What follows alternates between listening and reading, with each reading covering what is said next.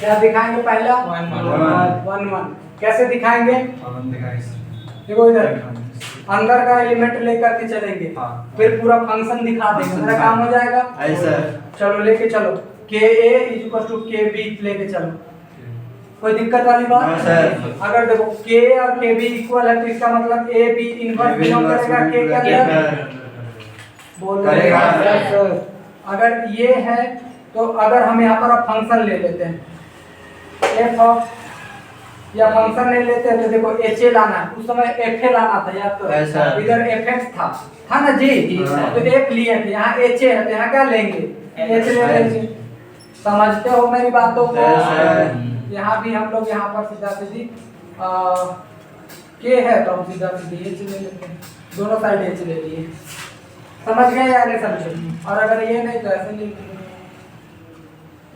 Subset of H ये भी लिख सकते हैं सबसेट ऑफ एच समझ गए बोलो कोई डाउट है देखो अगर तुम ऐसे नहीं लिख लो तो इसको ऐसे लिख लो के एच ऐसे दोनों साइड एच और एच ले लिए बोलो डाउट है नहीं अब क्यों लिए क्योंकि इधर क्या लाना है एच लाना है इस वजह से अब ध्यान सुनना जो बात तुम लोग को बताना चाह रहे हैं तो समझो ये हो गया एच ए बी इनवर्स अगर हम इधर भी बी ले ले अच्छा एच और के तो हमारा कर्नल काम करेगा तो उससे प्रोडक्ट करने से कोई फर्क नहीं पड़ेगा अच्छा होगा तो ऊपर में आप लिख देना के इज आइडेंटिटी यहाँ लिख देना के इज आइडेंटिटी समझ गए या नहीं समझे के आइडेंटिटी करके चल रहा है अब यहाँ से देख लो अगर हम यहाँ पर वो चीजें कर रहे हैं देखो तो दिस इज इक्वल टू हमारे पास यहाँ सबसेट ऑफ एज ऑफ यहाँ पर आ जाएगा क्या बी क्योंकि के तो हट चुका है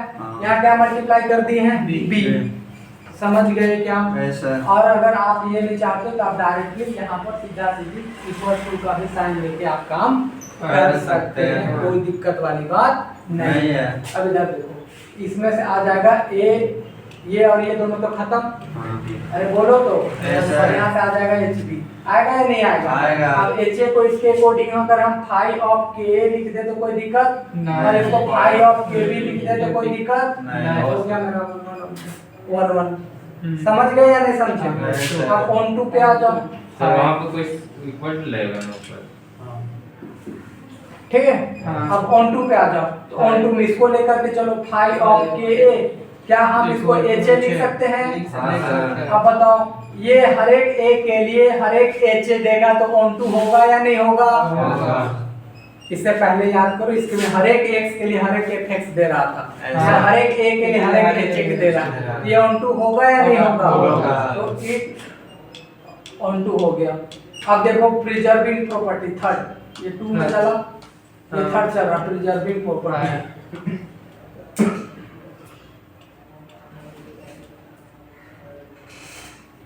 मेरी बातों को समझते हो क्या समझते हैं ठीक है समझ गए होंगे तो ठीक है नहीं समझोगे तो उसमें लेके चलते हैं ए के और के बी लेके चलते हैं तो क्या हम इसको के इंटू ए इंटू बी लिख देंगे तो कोई दिक्कत नहीं अच्छा जी अगर हम इसी को एच ऑफ ए और बी लिख देंगे तो कोई दिक्कत क्या हम इसको H A into H B लिख देंगे तो कोई दिक्कत समझ गए क्यों क्योंकि यहाँ एज जो चल रहा है वो होमोमॉर्फिज्म के अंतर्गत चल रहा है अब यहाँ देखो इसको अगर हम फाई ऑफ के और इसको फाई ऑफ के भी लिख देंगे तो कोई दिक्कत नहीं लोग हो गया प्रॉपर्टी हेंस लास्ट में हम लोग लिखेंगे कि g by k is isomorphic to the g by h and upon में k by h समझ गए या नहीं समझे समझ गए तो फर्स्ट और सेकंड दोनों सेम टाइप का प्रूफ कर लीजिएगा आपका काम हो जाएगा 11 बज चुके हैं आपका ग्रुप थ्योरी खत्म हो गया इतना पढ़ लीजिएगा इनफ है आपको इससे बाहर नहीं मिलेगा एग्जाम हॉल के अंदर ऐसे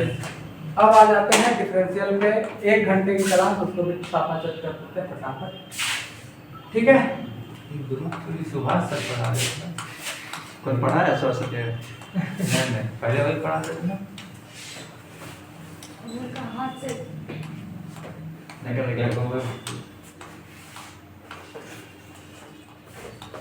पहली बार देखते हैं वो जितना ग्रुप थ्योरी पढ़ाए ना सर पूरा बुक से पढ़ाए हैं और अपना नोट्स से जैसे थ्योरम में कोई लिखवा रहा है पूरा बुक से दिक्कत है।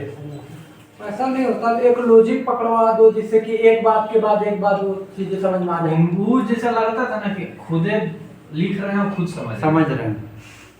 वैसा नहीं है पढ़ा, ये सब लैंग्वेज पेपर में एक लॉजिक नहीं दोगे थोड़ी पकड़।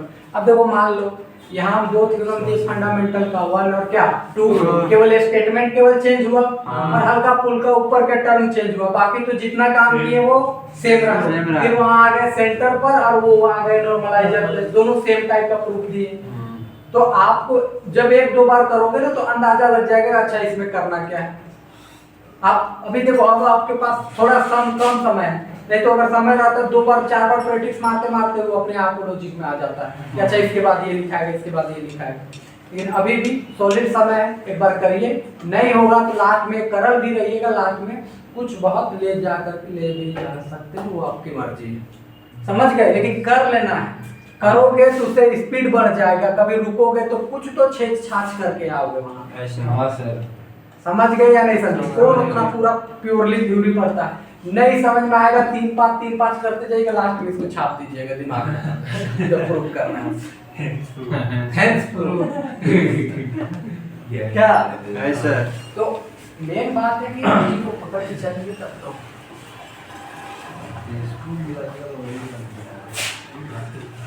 देखो तुम लोग का ग्रुप थ्योरी कितना दिन में खत्म कर दिए? आज मोटा मोटी क्या दिन क्लास हुआ होगा ग्रुप थ्योरी का? शुरू के 2 दिन भर, एक दिन सब ग्रुप में 3 दिन, एक दिन साइक्लिक और कोसेट में 6 दिन हो गए। 6 दिन हो गया ना आज मिला करके। 6 दिन के क्लास में खत्म। 6 दूनी 12 घंटा मान लो मोटा मोटी।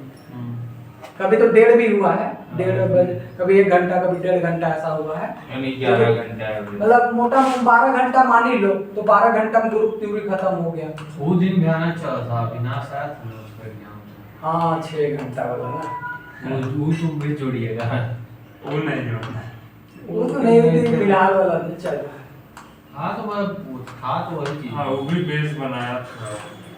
बेस बनाया था। हाँ लेकिन हाँ वो फिर ओवरलोड हो रहा। अरे 6 घंटा पढ़ना मामूली बात है, बहुत बैठ जाना बहुत बड़ी बात है, पढ़ना 6 घंटा तो कहाँ लगता है। 4 जन तो थे। ठीक है, दो कोई लाया है जी नोट गुरु अपने डिफरेंशियल हाँ, तो अभी तो नोट हाँ दे दो लाई है ना, दे दीजिए। आज ना प्रिंट करवाइए। ग्रुप थ्योरी है। नहीं वो जो क्लास में करवाए हैं वो। उसी का प्रिंट आउट दिखा दीजिए। हम सही समझे। ऐसा देखते हैं कौन सी गैलरी का नाम। लाओ फटाफट 5 मिनट पार हो गए। कितना स्लो का है दो।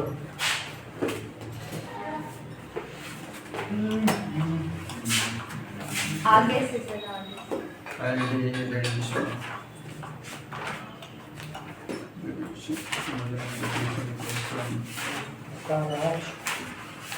दीवार का हाँ ठीक है।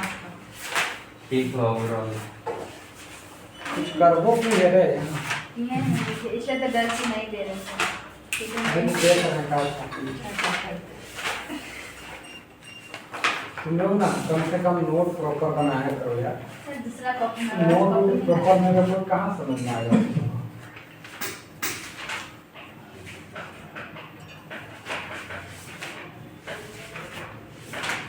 डिफरेंशियल कैलकुलस है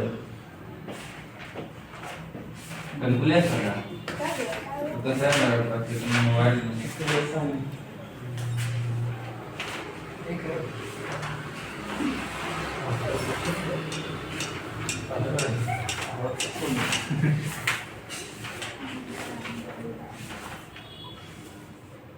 देखो 8वां चैप्टर में आ जाओ वेरिएशन ऑफ पैरामीटर, निकालो वो नोट निकालो।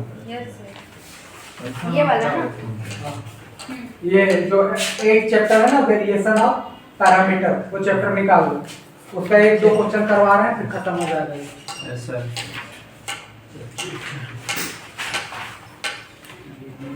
लास्ट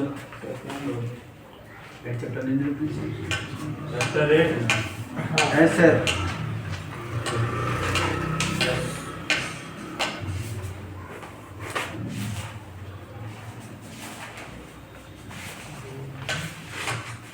सी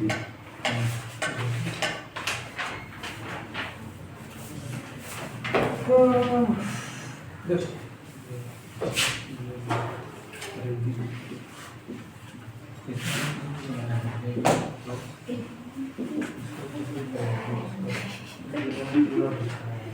सिंगल मत रहता है सिंगल।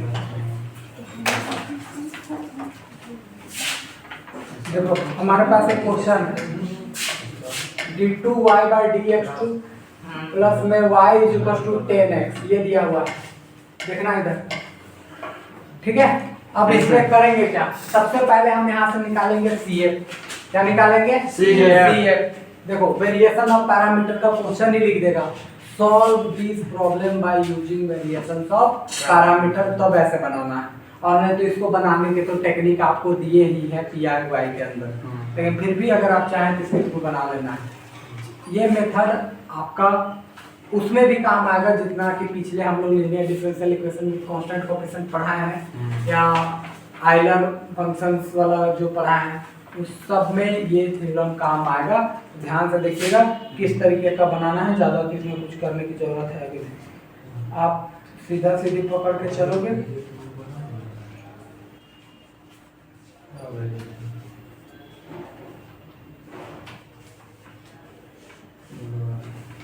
देखो इधर करना क्या है, पहले CF निकालो। यहाँ से आ जाएगा d² प्लस में 1 इंटू वाई = क्या आ जाएगा यहाँ से 10x। ये कैसे लिखा जाता है पता है सबको? हाँ सर। अब यहाँ से लिखो axillary equation, the axillary equation